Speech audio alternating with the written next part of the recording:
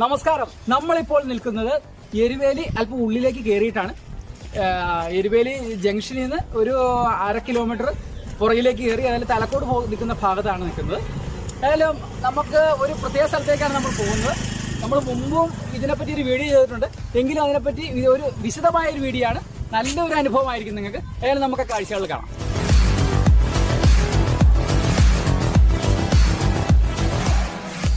നമ്മളിപ്പോൾ നിൽക്കുന്നത് Eruveli legend football അക്കാദമിയിലാണ്.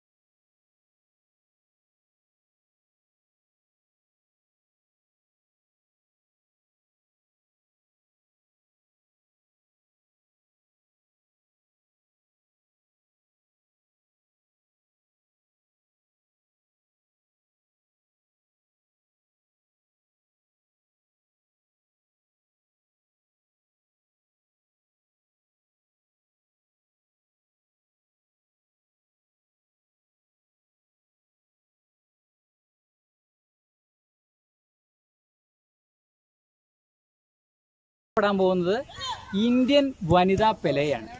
Indian വനിതാ പെലെ എന്ന് പറയുമ്പോൾ നമുക്കാർക്കും അത്ഭുതമുണ്ടാകാൻ കാര്യമില്ല. മറ്റാരുമല്ല, ഇവിടുത്തെ പ്രധാന കോച്ച്, ഹെഡ് കോച്ച് സീന മാഡത്തെ പറ്റിയാണ് നമ്മൾ പറയുന്നത്. സീന മാഡത്തെ പറ്റി പറയുകയാണെങ്കിൽ കേരളത്തിൽ നിന്നും ഈസ്റ്റ് ബംഗാളിന് വേണ്ടി കളിച്ച ഒരേ ഒരു ഇന്ത്യൻ വനിതാ താരമാണ് ടീച്ചർ. 8ാം ക്ലാസ്സിൽ പഠിക്കുമ്പോൾ കളി തുടങ്ങിയ ഒരു വ്യക്തിയാണ്. അതായത് 10ാം വയസ്സിലോ 12ാം വയസ്സിലോ കളി സ്റ്റാർട്ട് ചെയ്തു. അത് ചളിക്കവട്ടത്തെ, എറണാകുളം ചളിക്കവട്ടത്തെ തെങ്ങുംതോപ്പിലാണ്. സ്വന്തമായിട്ട് സാമ്പത്തികമില്ലാത്ത കാരണം ഫുട്ബോൾ എടുത്ത് ശരിക്കും പെലെയുടെ ജീവിത സിനിമ നമ്മൾ കണ്ടാൽ തോന്നും അവര് പല കീറിയ തുണി കൊണ്ട് ജേഴ്സി ഉണ്ടാക്കി, അതുപോലെ അവർക്ക് അൺസൈസായ കീറിയ ബൂട്ടുകളൊക്കെ ഇട്ട അതേ ഒരു ലെവലിലാണ് സീന മാളവും കളിച്ചു വന്നിരിക്കുന്നത്. അപ്പൊ ഇപ്പോൾ ജി.വി. രാജ അവാർഡ് നേടി, അതുപോലെ ഇപ്പോൾ സെയിൽസ് ടാക്സിൽ വർക്ക് ചെയ്തുകൊണ്ടിരിക്കുന്ന അദ്ദേഹത്തിന്റെ വിശദമായ വിവരങ്ങൾ നമുക്ക് നേരിട്ട് കണ്ട് ചർച്ച ചെയ്യാം. ടീച്ചർ നമസ്കാരമുണ്ട്. നമസ്കാരം. ചളിക്കവട്ടത്തെ തെങ്ങിൻതോപ്പിൽ നിന്നാണ് ടീച്ചറുടെ ഫുട്ബോൾ ജീവിതം തുടങ്ങുന്നത്. പിന്നെ KFAക്ക് വേണ്ടി കളിച്ച് KFAയുടെ പ്ലെയറാണ് ടീച്ചർ. പിന്നെ കൂടാതെ അംബുജാക്ഷൻ ഫുട്ബോൾ അക്കാദമിയുടെ പരിശീലക കൂടിയാണ്. അപ്പോൾ പോരാതെ ഈ ലെജൻഡ് ഫുട്ബോൾ അക്കാദമിയിൽ ഇപ്പോൾ പരിശീലിപ്പിച്ചുകൊണ്ടിരിക്കുന്നു. ഇതിനെപ്പറ്റി അങ്ങ് ടീച്ചർ ഒന്ന് പറയാം. ആക്ച്വലി ഒരു 72 കൊല്ലമായി ഞാൻ ഈ കോച്ചിങ് ഫീൽഡിലായിട്ട് ഇറങ്ങിയിട്ട്. അതായത് കളിക്കുമ്പോഴേ കോച്ചാണ്. അതായത് മറ്റുള്ളവർക്ക് പറഞ്ഞു കൊടുക്കുക എന്നുള്ളത്, അതായത് ഒരു ഇൻഡിവിജ്വൽ ഗെയിമല്ല ഞാൻ കളിക്കുന്നത്. As A team game. ഈ ടീം ഗെയിമിൽ എനിക്ക് ഒരു പ്ലെയറിന്റെ സഹായം ഉണ്ടെങ്കിൽ എനിക്ക് എന്റെ കഴിവ് തെളിയിക്കാൻ പറ്റും. അത് ബോധ്യമുള്ളത് കൊണ്ട് തന്നെ ഞാൻ കളിക്കുന്ന പാഠങ്ങൾ എന്താണോ അതെന്റെ സഹപ്രവർത്തകരെയും കൂടി പഠിപ്പിച്ചുകൊണ്ട് കൂടെ പോകാനാണ് താല്പര്യം. അപ്പൊ ഞാൻ ഉച്ചവരെ 2 മണിവരെയൊക്കെ ഞാൻ കുറെ നല്ല കിക്കുകൾ ചെയ്യുമ്പോൾ അതറിയാൻ പാടാത്ത കുട്ടികൾക്ക് ഞാൻ ഇട്ട് പഠിപ്പിക്കാറുണ്ട്. 2 മണിവരെ ഉച്ചവരൊക്കെ 2 മണിവരെ മഹാരാജ് കോളേജ് ഗ്രൗണ്ടിൽ. എന്നാൽ അവിടെയൊക്കെ ചരലാണ്. അപ്പൊ തുടങ്ങിയ ഈ കോച്ചിങ് ഇൻട്രസ്റ്റ് എനിക്കുണ്ട്. പിന്നെ ഈ പറയുകയാണെങ്കിൽ 22 കൊല്ലമായിട്ടും ഇത് ചെയ്യുന്നത് ഇന്ത്യയിലെ ആൺപിള്ളേർക്ക് കോച്ചിങ് കൊടുത്ത ഒരു വനിതാ കോച്ചാണ്. തീർച്ചയായിട്ടും അതായത് ആണുങ്ങളാണ് സാധാരണ ബോയ്സിന് കൊടുക്കാറും പോയി. നമുക്ക് അങ്ങനെയൊന്നും കിട്ടാത്തത് കൊണ്ട് തന്നെ കുറെ പാവം കുട്ടികളുണ്ട് എന്നെ പോലെ. അപ്പൊ അവരെയും കൂടി ഒന്ന് കൂട്ടത്തിൽ രക്ഷിച്ചെടുക്കുക എന്നുള്ളത് താല്പര്യമായിരുന്നു. കോച്ചിങ് ഫീൽഡിലോട്ട് കൂടുതൽ ഇറങ്ങാനുള്ള താല്പര്യം. അപ്പൊ ആദ്യം ഞാൻ വേറെ കുട്ടികളെ ഞാൻ പനങ്ങാട് സ്കൂളിൽ പഠിപ്പിച്ചിരുന്നു. രവി സാർ അവിടെ പഠിപ്പിച്ചിരുന്നു. അവിടെ ഞാൻ ചെന്ന് പഠിപ്പിച്ചു കഴിഞ്ഞപ്പോൾ ഞാൻ അവിടെ എല്ലാ ആഴ്ചയിലും ഞാൻ അവരെ മൂന്നാറ് കൊണ്ടുപോകാം, നന്നായിട്ട് കളിച്ചാലും മൂന്നാറ് കൊണ്ടുപോകാന്ന് പറയും. അവരിപ്പോ കല്യാണം കഴിച്ച് മക്കളായി. അവരിന്നും ചോദിക്കും ഞങ്ങളെ മൂന്നാറ് കൊണ്ടുപോകും. അതായത് വെറുതെ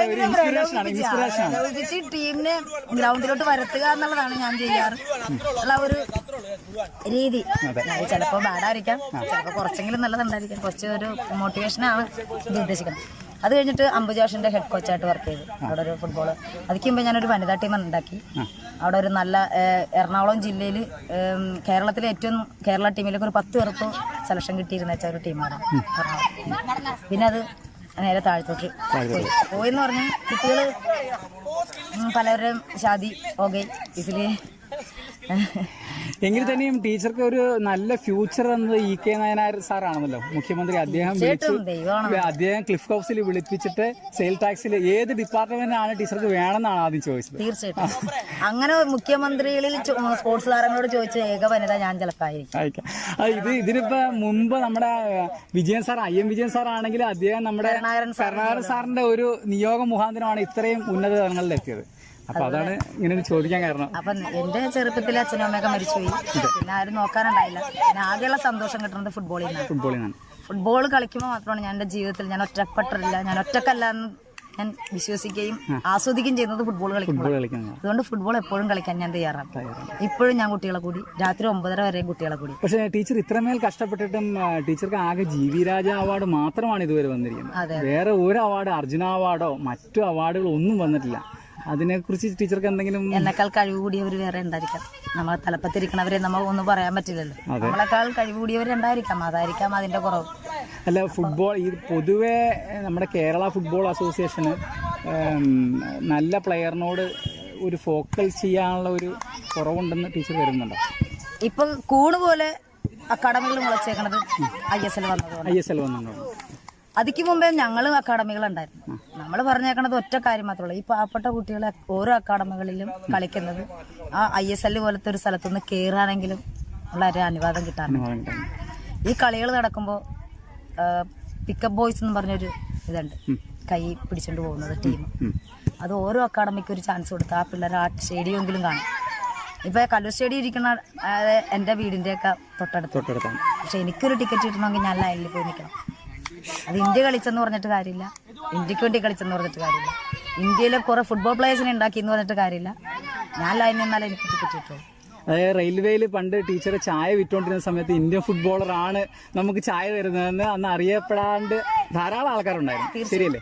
അതേ ഒരു അവസ്ഥയാണ് ഇപ്പോഴും എന്നാണ് ടീച്ചർ പറയുന്നത്. അതെ നമ്മള് കളിക്കാരെന്നുള്ള, അതായത് ഒരു വുമണായി പോയത് കൊണ്ട് ഉള്ള ഇതായിരിക്കില്ല അത്. പക്ഷെ ടീച്ചർക്ക് ഗോൾഡ് മെഡൽ ഈസ്റ്റ് ബംഗാളായിട്ട് കളിച്ചപ്പോൾ ഗോൾഡ് മെഡൽ കിട്ടിയതല്ലേ ടീച്ചർ? അതെ.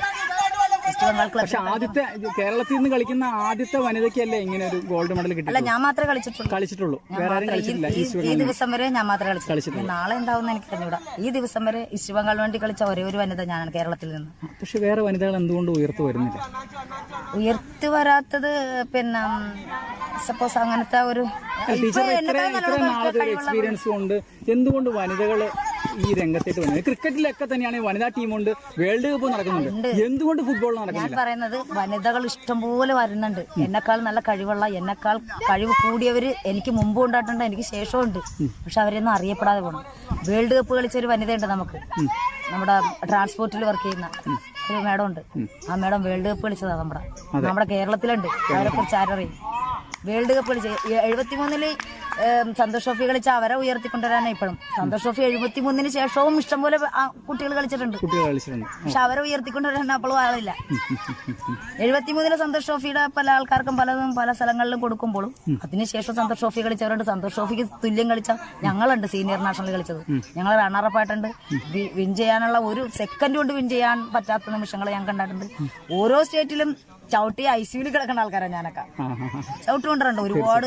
പിന്നെ ഇത് ചോര ചീന്തിയിട്ടുള്ളതാണ് ടീമിന് വേണ്ടി ഒത്തിരി തവണ. ഒരു 38 തവണ കേരളം കളിക്കാന്ന് പറഞ്ഞാൽ ഒരു വർഷം 2 കളി വെച്ചാണ്. ഞാനൊന്നും എന്റെ ജീവിതത്തിൽ ഓണം വീട്ടിൽ വന്ന് കണ്ടിട്ടില്ല. എപ്പോഴും ഞാൻ പുറത്തായിരുന്നു, കേരളയായിരിക്കും. ഔട്ട് ഓഫ് കേരളയിൽ കളിക്കാൻ നടക്കുന്നതാണ് എന്റെ ഓണം. ഞങ്ങളുടെയൊക്കെ ഓണം ഉണ്ടാക്കണം, ഞങ്ങൾ പുറത്താണ്. ഒരിക്കലും ഉണ്ടിട്ടില്ല. ഇപ്പോഴൊക്കെ ഞങ്ങൾ ഓണത്തിന് വീട്ടിലുള്ളത്. അപ്പൊ നമുക്ക് കഴിക്കാനും വയ്യാതായി. നല്ല കാലത്ത് നമുക്ക് അങ്ങനെ കഴിക്കാനും കിട്ടിയിട്ടില്ല.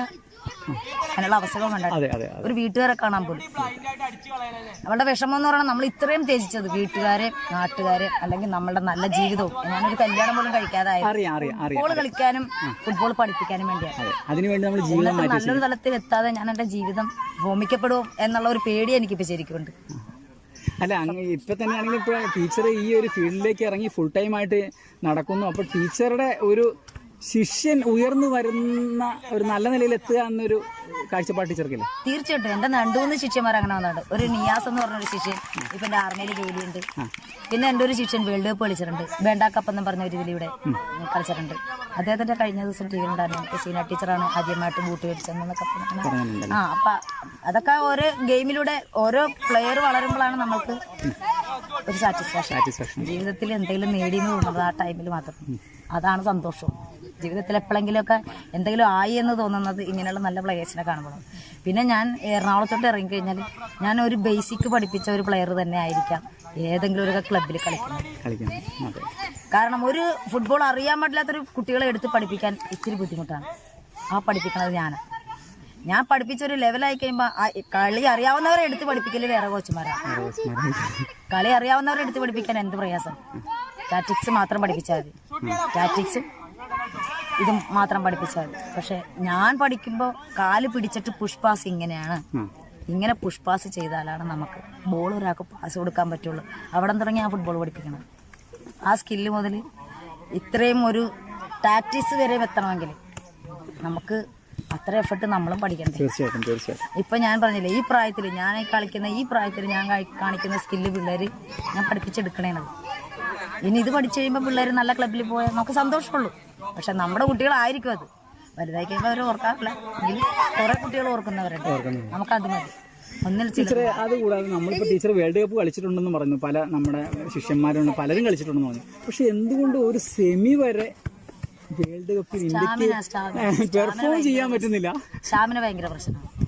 നമ്മുടെ കുട്ടികൾക്ക് മാത്രമേ സ്റ്റാമിന ഇല്ലാത്തത്. കാരണം ഉറക്കം നിൽക്കല്, പിന്നെ അതുപോലെയുള്ള വേറെ കാര്യങ്ങൾ, മൊബൈൽ യൂസ്. ഇത് 24 hours ഫുട്ബോളും അതിൻ്റേതായിട്ടുള്ള ടെക്നിക്സും അതിൻ്റെ പിന്നെ എന്താ പറയുക ന്യൂട്രീഷനും ക്ലാസ്സുകളും ഫിസിക്കൽ ഫിറ്റ്നസ്സും എല്ലാം മെയിൻറ്റെയിൻ ചെയ്ത് പോകുന്ന ഒരു പ്ലെയറിന് മാത്രമാണ് ആ സ്റ്റാമിന കീപ്പ് ചെയ്യാൻ പറ്റുള്ളൂ. സ്റ്റാമിന പ്രധാന ഒരു ഘടകമാണ്. പക്ഷേ ടീച്ചർ, ഈ ഉഗാണ്ട അതുപോലെയുള്ള ഈ ആഫ്രിക്കൻ രാജ്യങ്ങളിലൊക്കെ വരുന്ന ധാരാളം പ്ലെയേഴ്സ് ഉണ്ടല്ലോ. അവരുടെ ബോഡിയും അങ്ങനത്തെ തന്നെ അല്ലേ? നമ്മളെ വെച്ച് നോക്കുകയാണെങ്കിൽ അവർ അതുപോലത്തെ അല്ലേ? അവരുടെ ഫിഗർ തന്നെ അങ്ങനെയല്ലേ? ഇപ്പം ഞാൻ ഇന്ത്യക്ക് വേണ്ടി ജർമ്മനിയിൽ ചെന്നിറങ്ങിയപ്പോൾ ഞാൻ ശരിക്കും പറഞ്ഞാൽ പേടിച്ചു പോയിട്ടുണ്ട്. എൻ്റെയൊക്കെ നല്ല ഹൈറ്റുള്ള 6 അടി 7 അടിയൊക്കെ ഉള്ള കുട്ടികളാണ്. ഞാനൊക്കെ അപ്പോൾ അവരുടെ ഹാഫ് വരെ ഉള്ളൂ. നമ്മളെ കാണുമ്പോൾ തന്നെ അവർക്ക് ചിരിയാണ്. ഇവരെയാണ് ഇന്ത്യൻ ടീം കളിക്കാൻ പറഞ്ഞെന്നുള്ള ഒരു അതിശയ മനോഭാവം അവർക്കുണ്ട്. അതെ, പെലേക്ക് എന്ന് പറയുമ്പോൾ പൊക്കയില്ലായിരുന്നല്ലോ. പെലെ എന്ന് പറയുന്ന ഇതിഹാസം അങ്ങനെ പറയുകയാണെങ്കിൽ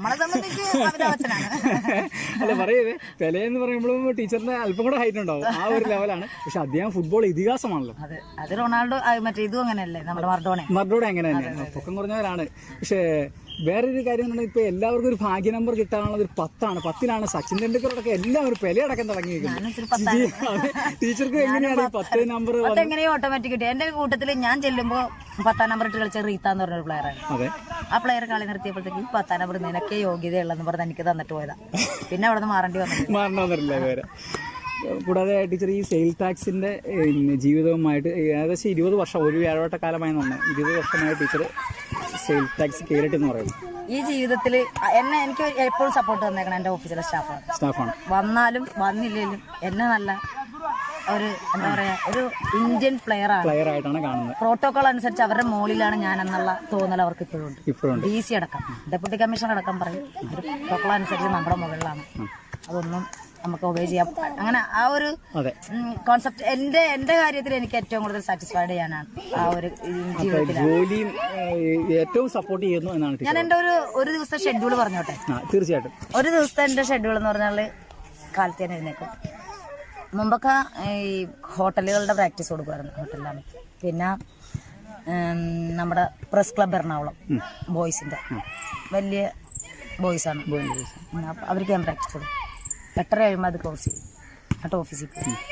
ഓഫീസിൽ ഞാൻ 5 മണിക്ക് 5 മിനിറ്റ് ഉള്ളപ്പോൾ ഇറങ്ങും. 5 മിനിറ്റ് ഉള്ളപ്പോൾ ഇറങ്ങുള്ളൂ. ശരിക്കും എനിക്ക് ഉച്ചക്ക് 1 മണിക്ക് ഇറങ്ങാം സ്പോർട്സ് കോട്ടയിൽ നിന്ന്. പക്ഷെ ഞാൻ 5 മണി വരെ ഇരിക്കും. ആ 5 മണി തുടങ്ങി ഞാൻ 6:30 വരെ RSC റീജിയണൽ സ്പോർട്സ് സെന്റർ കടവന്ത്രയിൽ പഠിപ്പിക്കും. അത് കഴിഞ്ഞ് 7 മണിക്ക് ശേഷം സ്പോർട്സ് ഫുഡിൻ്റെ ഒരു കോച്ചിങ് ഫീൽഡുണ്ട്, ഒരു ക്ലബ് എടുത്താണ്. ആ ക്ലബിൽ പ്രാക്ടീസ് ചെയ്യും 9:30 വരെ. 9:30 മണിക്കാൻ വീട്ടിൽ വരും. ചെന്ന അവിടെ കുളിച്ചിട്ട് എന്തെങ്കിലും കഴിച്ചെങ്കിൽ കഴിച്ചു എന്ന് വെച്ചാൽ അത്രയും തളർന്നായിരിക്കും ചില കിടന്നുറങ്ങും. സാധാരണ നേരത്തെ ആണെങ്കിൽ ഞാൻ 8 മണിക്കുള്ളിൽ ഞാൻ ഉറങ്ങുമായിരുന്നു.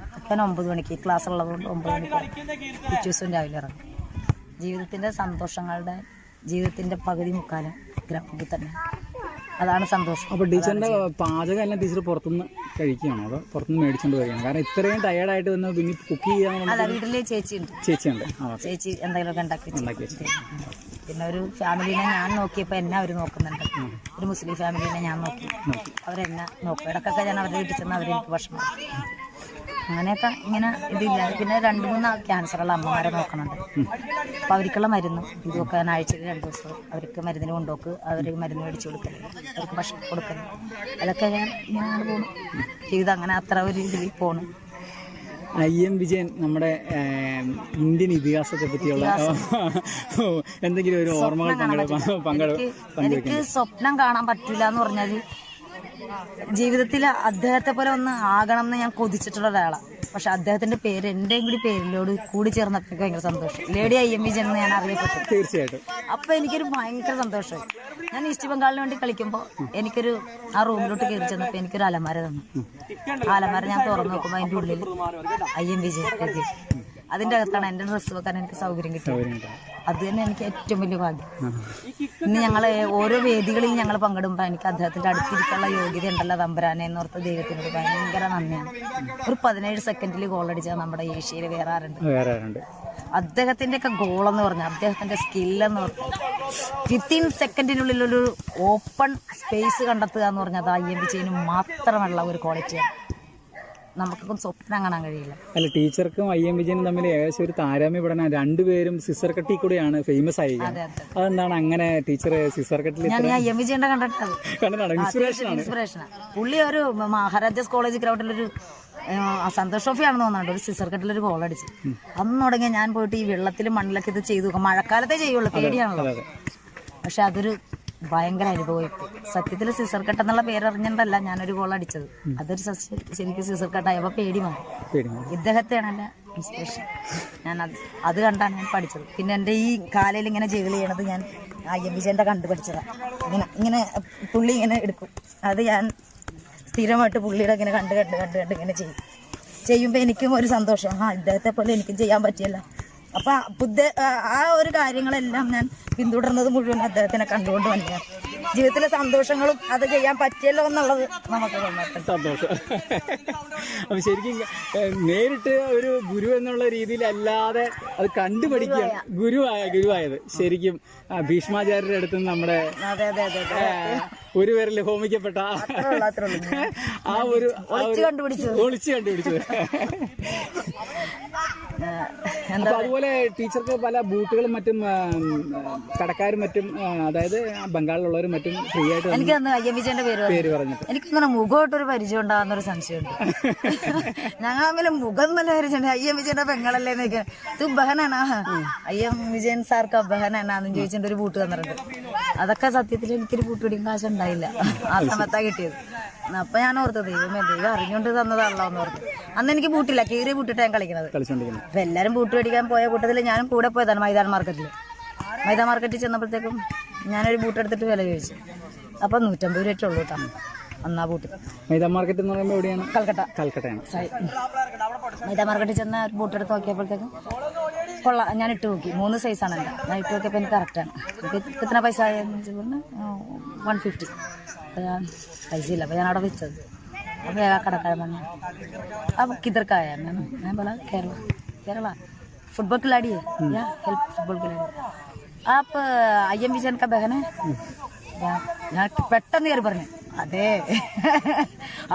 ഞാൻ IM വിജയന്റെ പെങ്ങളാണ്. അല്ലെന്ന് പറയാതിരിക്കാൻ നിവൃത്തിയില്ലല്ലോ, എന്റെ സ്വന്തമല്ലേ, നമ്മുടെ കേരളത്തിലെ നമ്മുടെ സ്വന്തം ആള്. ആ പേരിൽ എനിക്കൊരു ബൂട്ട് അന്ന് കിട്ടി. അതൊരു സന്തോഷമെന്ന് മാത്രമല്ല കണ്ണിറങ്ങി. കാരണം അന്ന് ഞാൻ ഈറാത്ത് ബൂട്ടിട്ട് കളിച്ചത്.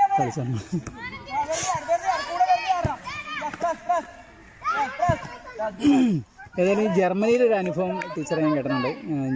പൈസ മാറാൻ ചെന്നപ്പോഴത്തേനും ജർമ്മനിയിൽ അന്ന് മണി ട്രാൻസ്ഫർ എന്ന ആൾ ചോദിച്ചു, ഇത്രയും ചെറിയ പൈസ മതിയോ താങ്കൾക്കെന്ന് ചോദിച്ചു.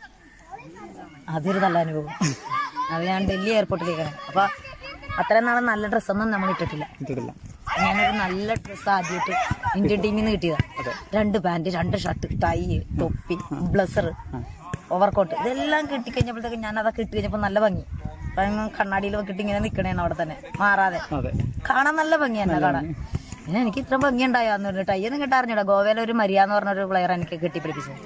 അപ്പോൾ കെട്ടി പിന്നെ അത് അഴിച്ചിട്ടില്ല കേട്ടോ. എന്ന് വെച്ചാൽ കെട്ടി ഊരി കഴിഞ്ഞാൽ പിന്നെ അതുപോലെ കിട്ടാൻ പറ്റില്ലല്ലോ എന്ന് ഓർത്തിട്ട്. അപ്പോൾ ഇങ്ങനെ പൈസ മാറുന്ന കൂട്ടത്തിൽ ബാങ്കിൽ നിൽക്കണം ലൈനിൽ എയർപോർട്ടിൽ. അപ്പോൾ പുള്ളി ചോദിച്ചു, അദ്ദേഹത്തിനോട് ചോദിച്ചു इसके भी ज़्यादा पैसा चाहिए तुम? नहीं बस സാർ इतना भी बस എന്ന് പറയും. എനിക്കറിഞ്ഞൂടല്ലോ എത്ര പൈസ അവിടെ വേണം എന്നുള്ളത്, നമ്മുടെ കയ്യിൽ എത്ര പൈസ ഉണ്ടെന്ന് പറഞ്ഞു. പിന്നെ അത് മാറിക്കഴിഞ്ഞപ്പോൾ 150 രൂപ ഉണ്ട്. 150 രൂപ. അതിലൊന്നും തരാനില്ല നമുക്ക് തരാനായിട്ട്. ജർമ്മനി ചെന്ന് ഒരു വിസിൽ പോലും എടുക്കാൻ പറ്റില്ല. അപ്പോഴാണ് ഞാൻ അദ്ദേഹം പറഞ്ഞത്. പിള്ളേരെല്ലാവരും 30,000-20,000 രൂപയൊക്കെ മാറിയപ്പോഴാണ് ഞാൻ 150 രൂപ മാറി. അവിടെ ചെന്ന് ഷുഡ്ഗട്ടിൽ ചെന്ന് കളിച്ച് നല്ല കളി കളിച്ച് ഒരു 60 ഏജുള്ള ഒരു അദ്ദേഹം വന്നിച്ച് പറഞ്ഞു, ആ 10ാം നമ്പറിന് ഈ പൈസ ഈ ബൂട്ടും കൊടുത്തിരുന്നു. അഡിഡാസിന്റെ ബൂട്ട് $10,000. അതാണ് മനുഷ്യനാൽ താഴ്ത്തപ്പെട്ടവൻ ദൈവത്താൽ ഉയർത്തപ്പെടും. അതാണ് ഞാൻ വിശ്വസിച്ചു. ആ പൈസയാണ് വീട്ടിൽ കൊണ്ടുവന്നിട്ട് വെള്ളപ്പൊക്കത്തിൽ വീട് ഒഴുകി പോയിട്ടുണ്ട്. തല്ലിക്കുട്ടി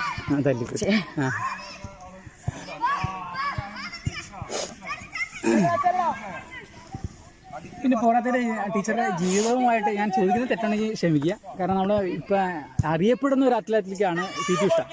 അദ്ദേഹമാണെങ്കിൽ ഇപ്പം നല്ലൊരു കുടുംബജീവിതം നയിക്കുന്നത്. ടീച്ചർക്ക് അങ്ങനെ ഒരു കുടുംബജീവിതത്തിനോട് താല്പര്യമുണ്ട്. അതാ ഞാനിപ്പോൾ ആലോചിക്കണത്. അത് ചെയ്താൽ മതിയായിരുന്നു.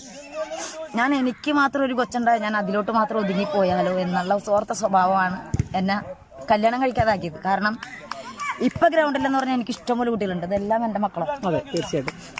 ഞാൻ കല്യാണം കഴിച്ചെങ്കിൽ എനിക്കൊരു കുച്ച് അല്ല 2 കുട്ടി. ഞാൻ അവരെ സ്നേഹിച്ച് ഒതുങ്ങിപ്പോയാണ് സാധാരണ സ്ത്രീകളെ പോലെ. പക്ഷേ ടീച്ചറെ ഇപ്പോൾ പി ടി ഉഷയാണ് ഇപ്പോൾ വലിയൊരു ഉഷ അക്കാദമി നടത്തുന്നു.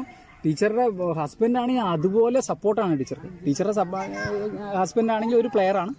അപ്പോൾ ആ ഒരു രീതിയിലേക്ക് ആന ചവിട്ടിയാലും ചാകാത്തവരില്ല. നമുക്ക് എല്ലാവർക്കും ഒരേപോലെ തോന്നണമെന്നില്ലല്ലോ. അല്ല, നല്ല ബുദ്ധി പറഞ്ഞു തരാൻ ആരെങ്കിലും ഉണ്ടായിരുന്നെങ്കിൽ ചിലപ്പോൾ സപ്പോസ് ഡൈവേർട്ട് ചെയ്ത് പോയാൽ. ഡൈവേർട്ട് ചെയ്യാതിഞ്ഞത് ഇപ്പം ഞാൻ ആലോചിക്കണേ. എനിക്കൊരു കുട്ടി ഉണ്ടായിരുന്നെങ്കിൽ ഉറപ്പായിട്ടും എൻ്റെ കൊച്ചിപ്പ 10 ഇന്ത്യ കളിച്ചാൽ ഉറപ്പാണ്. അതെനിക്ക് 100% വിശ്വാസമാണ്.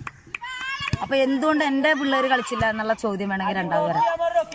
എൻ്റെ കുട്ടികൾ ഓരോരുത്തരായിട്ടല്ലേ കളിപ്പിക്കാൻ പറ്റുള്ളൂ. അവരുടെ പാരൻസിന്റെ ഇഷ്ടം ചോദിക്കണം, അവരെ വീട്ടിൽ കൊണ്ടാക്കണം, അവിടെ നിന്ന് വിളിച്ചുകൊണ്ട് വരണം, കളി പഠിപ്പിക്കണം, ഭക്ഷണം കൊടുക്കണം. അങ്ങനെ എല്ലാ കാര്യത്തിലും നമ്മൾ കൂടുതൽ ഇതാകുമ്പോൾ നമുക്ക് എന്തും സ്വന്തമായിട്ട് വെച്ച് നടക്കാമല്ലോ. അതൊരു കുറവുണ്ടായി. അതൊരു കുറവാണ്, നികത്താനും പറ്റാത്ത കുറവാണ്. പക്ഷെ എങ്കിൽ തന്നെ നമ്മുടെ ഇന്ത്യ കണ്ട ഏറ്റവും വലിയ ഇതിഹാസം APJ അബ്ദുൽ കലാം കല്യാണം കഴിച്ചില്ല. പക്ഷെ അദ്ദേഹം ഇന്ത്യൻ ജനതയെ മൊത്തം സ്വന്തം മക്കളായിട്ടാണ് കണ്ടത്. അതെ. പക്ഷെ അദ്ദേഹം പറഞ്ഞൊരു വാക്കുകൾ ഞാൻ എപ്പോഴും ഓർക്കുന്നൊരു വാക്കുകളാണ്. നമ്മൾ ഉറക്കെ പറയുന്ന സത്യങ്ങളെക്കാൾ പതുക്കെ പറയുന്ന നുണകളാണ് ആൾക്കാർ വിശ്വസിക്കുള്ളൂ. ആ വിശ്വാസമാണ് നമ്മളേക്ക് ഇങ്ങനെ പുറന്തള്ളപ്പെട്ടത്. നമ്മൾ ഉറക്കെ എത്ര സത്യം പറഞ്ഞാലും പതുക്കെ പറയുന്ന നുണകളാണ് ആൾക്കാർക്ക് വിശ്വസിക്കാൻ പറ്റുന്നത്. അതാണ് അദ്ദേഹത്തിന്റെ ക്വാളിറ്റി. നമ്മളെ പഠിപ്പിക്കാൻ, നമ്മളെ മറക്കാതിരിക്കാൻ, നമുക്കെപ്പോഴും പറഞ്ഞു തരാം. അങ്ങനെയുള്ള നല്ല വ്യക്തികളുടെ വാക്കുകൾ മാത്രമാണ് നമ്മളൊക്കെ ഇൻസ്പിറേഷൻ. ഈ ഒരു ലെജൻഡ് ഫുട്ബോൾ അക്കാദമിയെ പറ്റി ടീച്ചറുടെ ഒരു അഭിപ്രായം? അയ്യോ, ഇത് പറയണമെങ്കിൽ ഇനി എൻ്റെ ജീവിതം മുഴുവനും ചിലപ്പോൾ ഇതിലായി പോകും. അത്ര ഒരു പാവം മനുഷ്യൻ ഗൾഫിൽ പോയി കഷ്ടപ്പെട്ട് കുറച്ച് കാശുണ്ടാക്കി ഒരു സ്ഥലം വാടകയ്ക്ക് എടുത്ത് 30 ലക്ഷം രൂപ ലോൺ എടുത്ത് ഈ ടറഫ് പണിതിട്ട് അക്കാദമി തുടങ്ങിയിരിക്കുന്നത്. അദ്ദേഹത്തിന് ഇന്ന് എന്ത് കിട്ടും, നാളെ എന്ത് കിട്ടും എന്നൊന്നും പറയാനില്ല. എന്നെക്കൊണ്ട് സഹായിക്കാൻ പറ്റുന്നത് എൻ്റെ കാലിലും ജീവനുള്ള കാലത്തോളം സഹായിക്കും. അത്രേ എനിക്ക് പറയാനുള്ളൂ. അല്ല ടീച്ചർ, കേരളം മുഴുവൻ നടക്കുന്നല്ലോ. അപ്പോൾ ഈ ഒരു ടർഫും ഈ സമീപ ടർഫുകളും തമ്മിലൊന്ന് താരതമ്യം ചെയ്തിട്ടുണ്ടെങ്കിൽ ഇപ്പൊ ഇവിടെ സമീപത്തിലുള്ള ഏറ്റവും നല്ല ടർഫ് ഇതാണല്ലോ.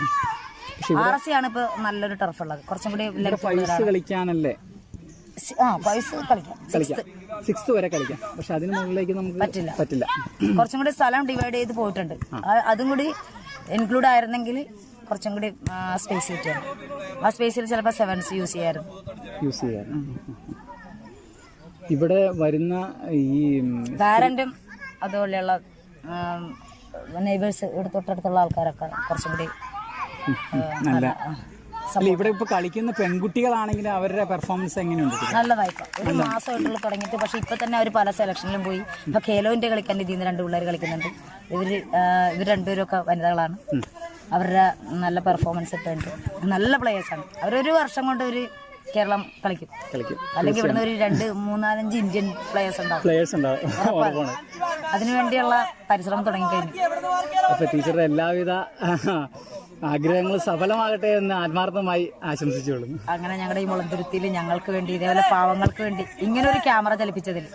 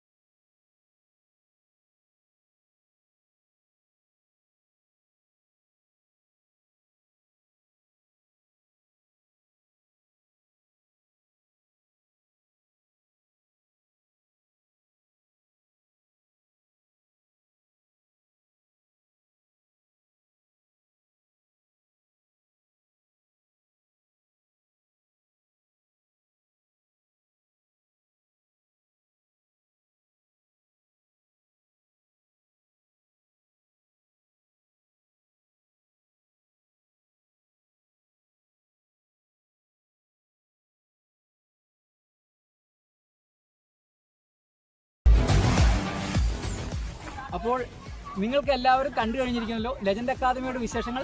ഏവർക്കും ഇഷ്ടപ്പെട്ടതെന്ന് കരുതുന്നു.